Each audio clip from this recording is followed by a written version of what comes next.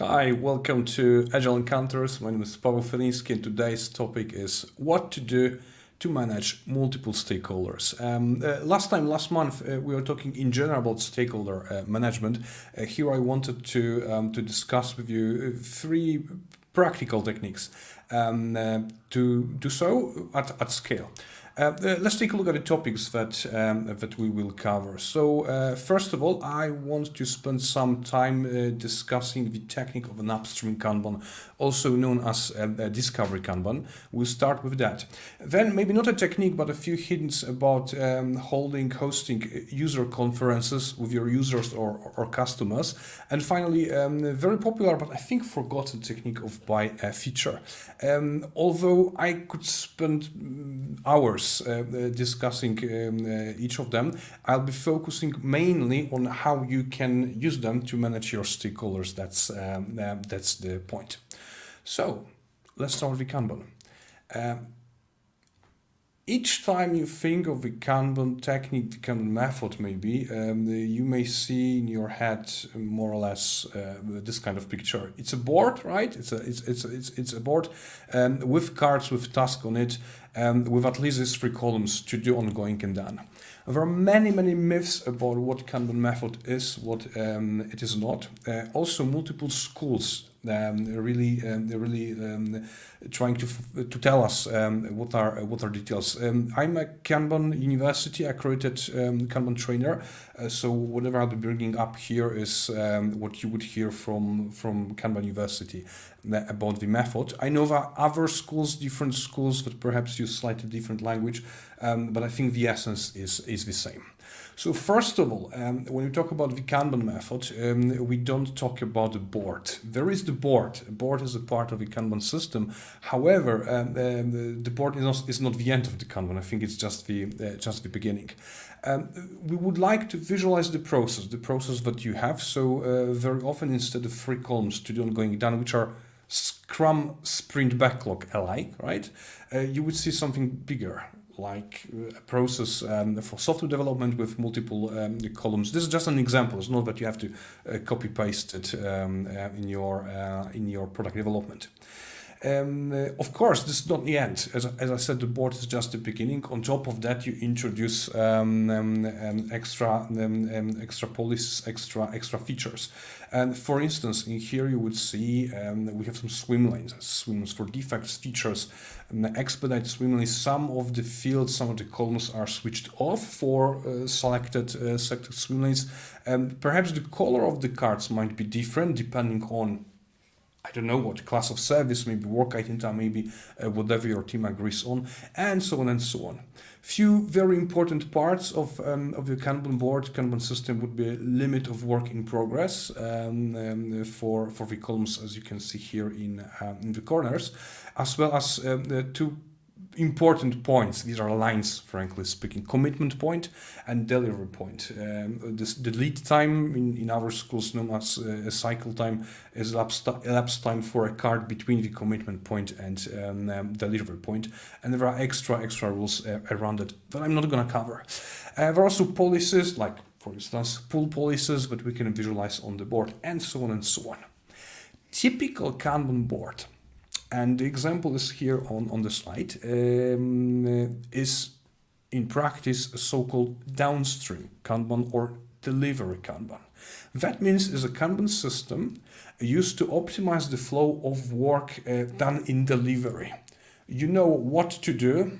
In my example is in the column to do, and when your team says, we want to do it, we will do that. That's our commitment. You simply pull the work from to-do column through the commitment point, and you do your best in order to deliver it. That's delivery Kanban. Some of you may ask, what happens before delivery, right? Where the requirements come from, and the topic of this webinar is stakeholder management. And typically, stakeholders are not so much interested in what happens in delivery. They are interested when it will be done, when they can expect release or deliver literally, but not necessarily what are exact columns for development team, what are the stages of their product or service delivery. What they might be interested in is what happens before the downstream Kanban. If we take a look at it, This is just this is not a board. This is the conceptual view. What happens or should happen before the delivery Kanban, or also known as downstream Kanban, is upstream Kanban, discovery Kanban. This is that part of our system where we actually talk about requirements.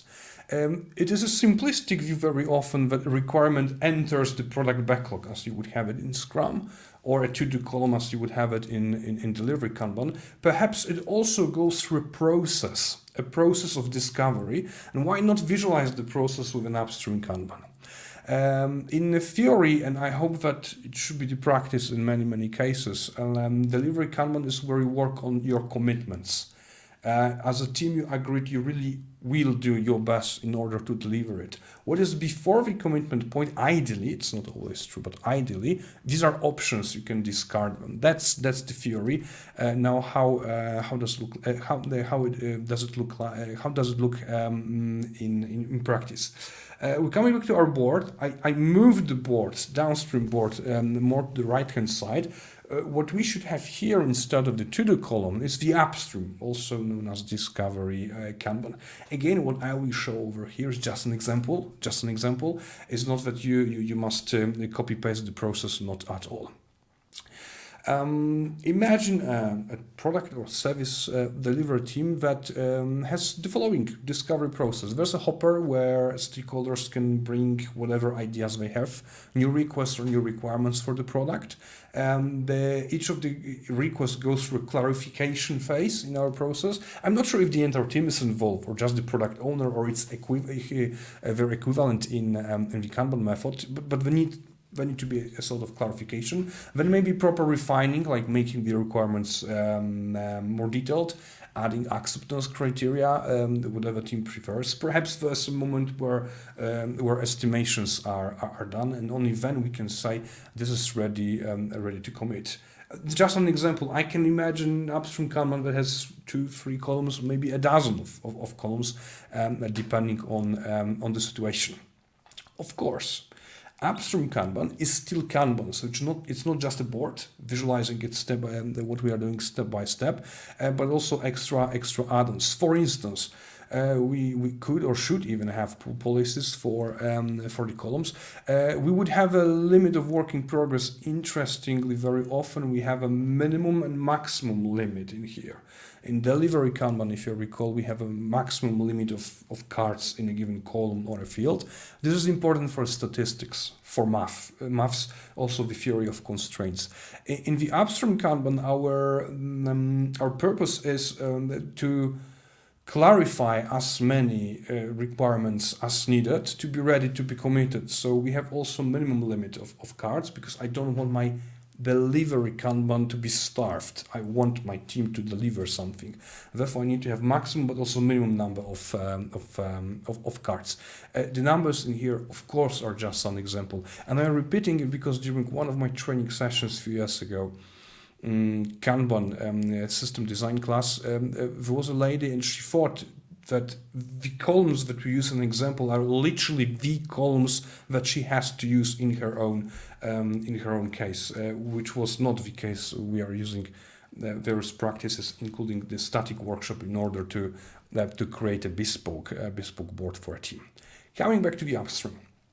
That's how it could look like. But what else? Well, the stakeholders, finally. Very often, upstream Kanban is perceived as a tool where stakeholders actually need to pay attention to the first column only. That's the hopper or whatever name you want to use.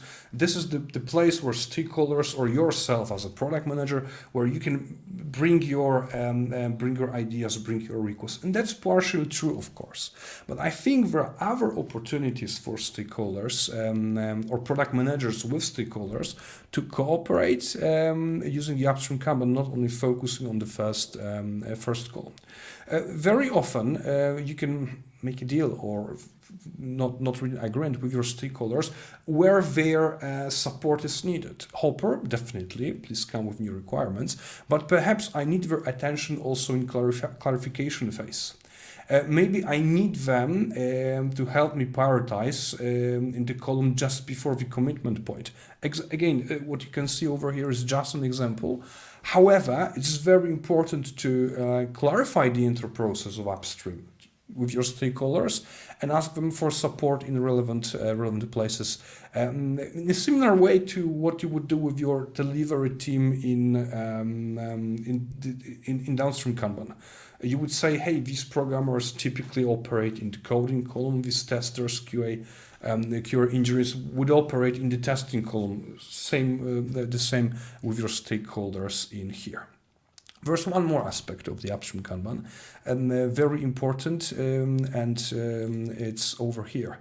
Ideally, whatever happens before the commitment point in Kanban are options. And options means we can remove them. We can find out at any of these steps that the request perhaps doesn't make sense. Maybe already in Hopper, a stakeholder arrived with a request and we find the request irrelevant for our team. We should discard it, move it away. And maybe in clarifying, refining, or any other phase. Engagement of stakeholders being a part of the process actually makes a lot of sense.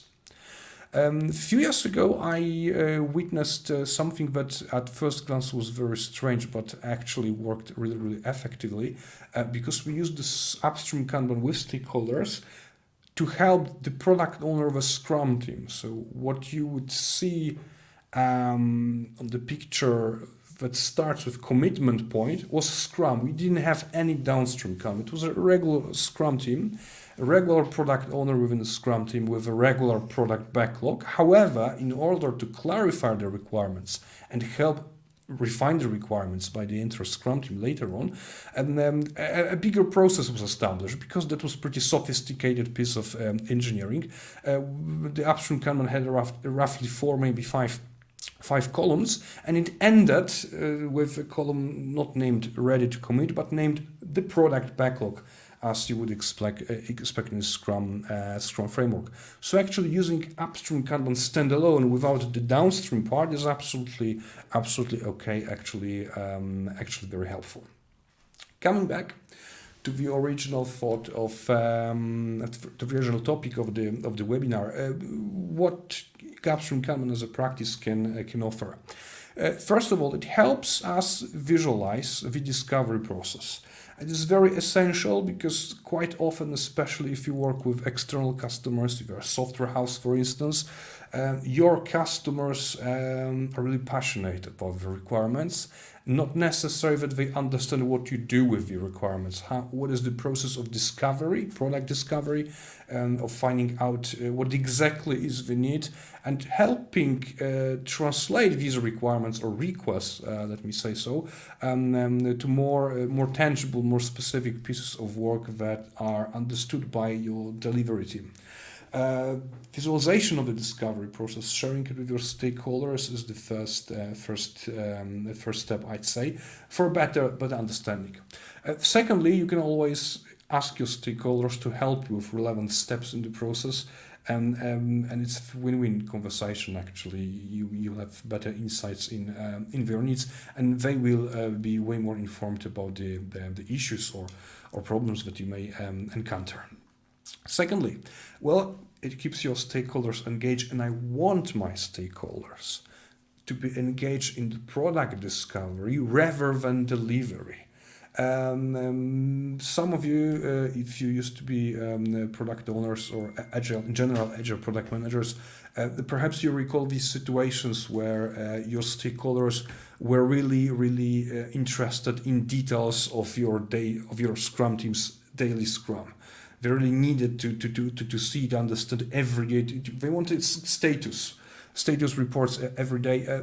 If we expose them to Upstream Kanban, the quality of the conversation, the topics of the conversation we have with the stakeholders, I think is way more relevant. We talk about the future of the service or the product, and we talk about their needs. Finally, using the Upstream Kanban can help us set expectations for stakeholders and in general stakeholder engagement into the process of discovery. Without naming it managing stakeholders, I'm actually using a tool that helps us do it. If you are interested, go ahead. There are a few books, blog articles, definitely. Also something that you can find out on the Meyrick website, where we talk more about the Upstream Kanban. Now, I'd like to share a few words about the user conferences. And actually, I have no slides prepared for that because there's no need. The trigger for that conversation, for adding that practice to the webinar, was my conversation during a training session, literally a few weeks ago. My customer struggled with understanding how we can engage multiple users, multiple customers, at once. The situation is that they developed a broader platform. Part of their partners are companies that create applications. They create and publish applications that run on the platform, but they also listen to end users that are using these applications, eventually the platform.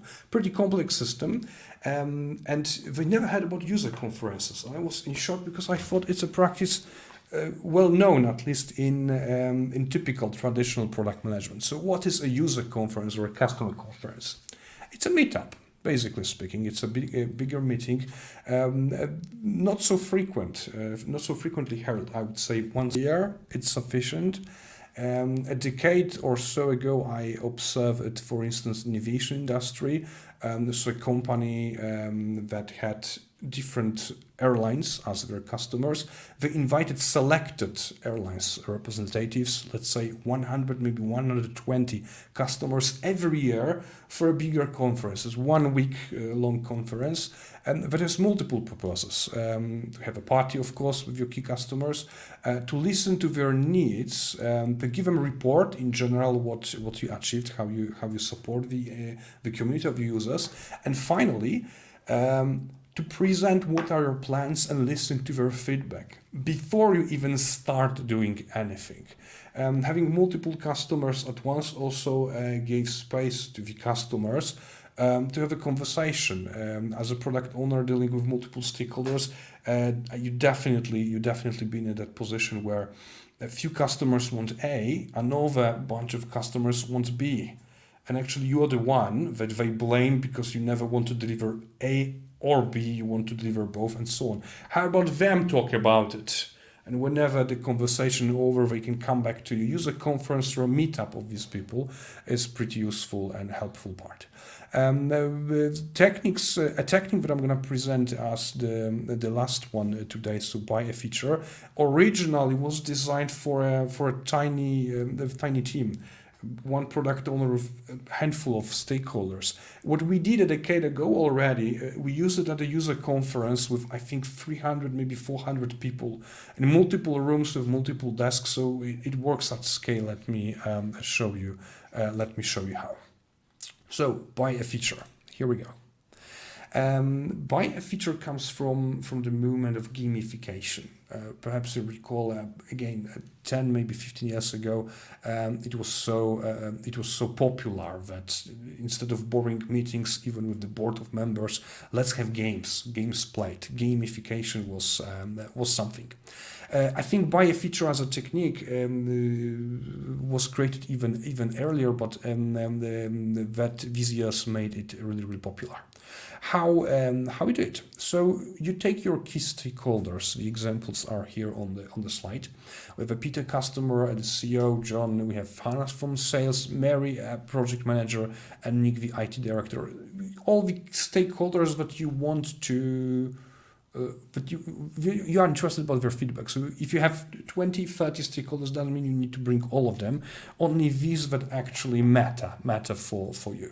If we call the stakeholders matrix that we discussed during the last Agile Encounter, perhaps only these stakeholders with high impact or high power, really interested in your product development would be the ones that I would invite in the session.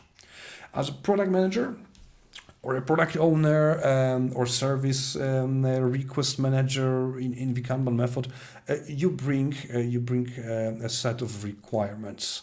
I'm not telling about 50, 100 requirements, everything you have in your product backlog. It's more for a high level features.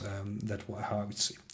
You of course briefly introduce each of the requirements. Your stakeholders need to understand what these ideas are about, and then you want to get their feedback about how they like or dislike the requirements. This technique could be run, as I mentioned, with multiple stakeholders at once, and it's very, very fast because instead of having a bigger conversation, you ask them to vote or technically to buy the features, the requirements that you presented.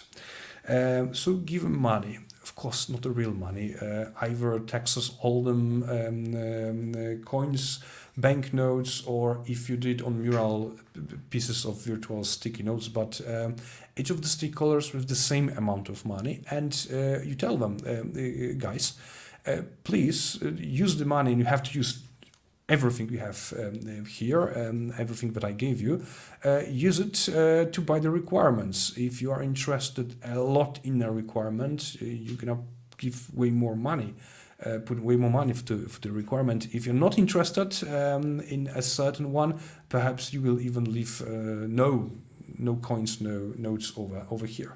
And that's it.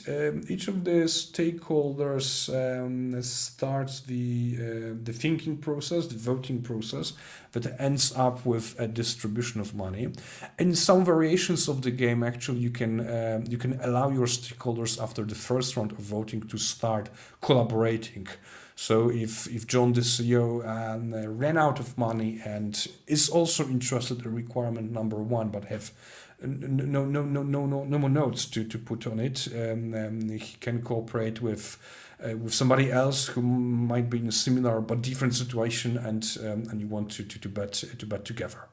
Anyway, after half an hour, maybe 1 hour of conversation, presentation of requirements, and voting, you end up with a board or a table if it's done physically in one area, where, as you can see, you have money assigned to requirements. It's so simple to sum it up and see what you have. Apparently, according to these stakeholders, requirement number 1 wins.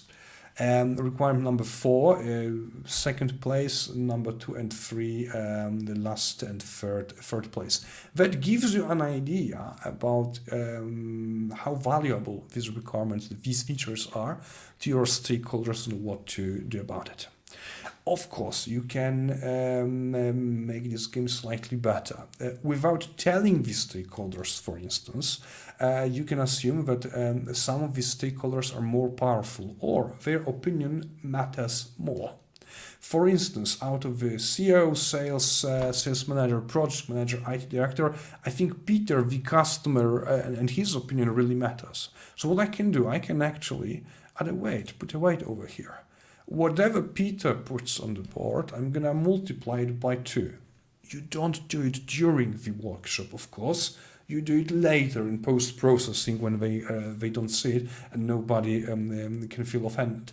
Especially that if somebody's opinion doesn't matter so much, you can put a fraction of weight, 0.5, 0.1, whatever you prefer. Continuing my example, Peter's multiplied by 2.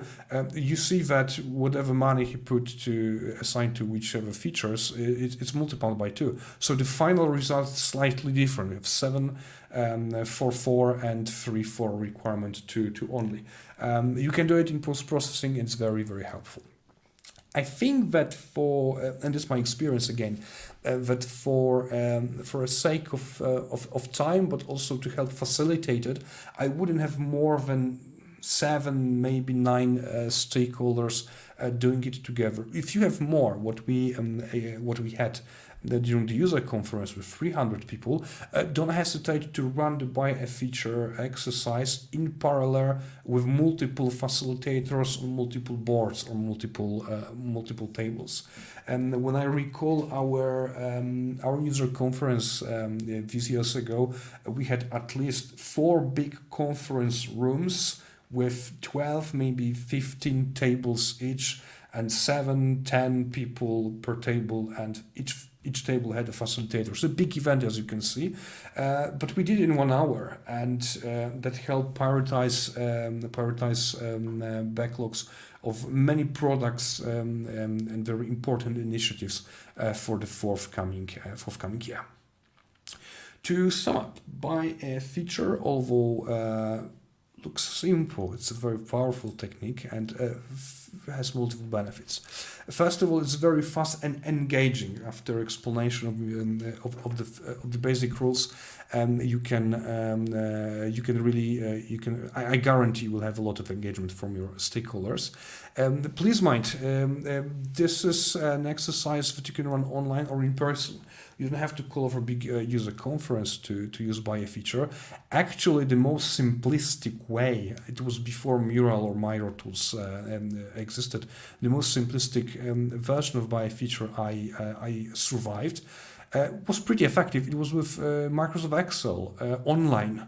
So multiple users working on one spreadsheet, and that's it. It's also absolutely doable. And finally, it works well even with hundreds of people. Not that I recommend doing it on a daily basis, but this is one of these techniques where scale doesn't actually matter a lot. You need more facilitators, obviously, but you can expect way more interesting data.